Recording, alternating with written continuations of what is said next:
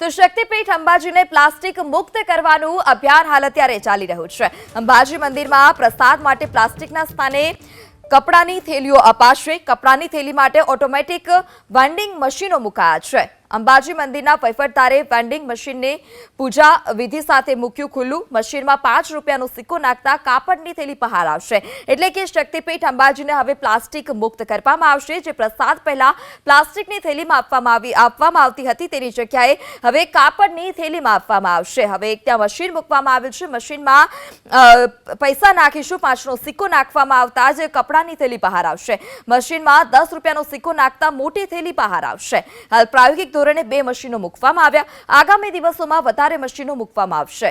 પીવાના પાણી અને ઠંડા પાણીની બોટલોના વ્યવસ્થા પણ કરવામાં આવી છે। મંદિર ટ્રસ્ટે સ્ટેટ બેંકના સહયોગથી આ પ્લાસ્ટિક બોટલ ક્રશર મશીન પણ ત્યાં મૂક્યું છે। જે પણ પાણીની બોટલ હોય છે તે પાણીની બોટલ રસ્તા પર હોય તેની જગ્યાએ હવે તે મશીનમાં નાખવામાં આવશે।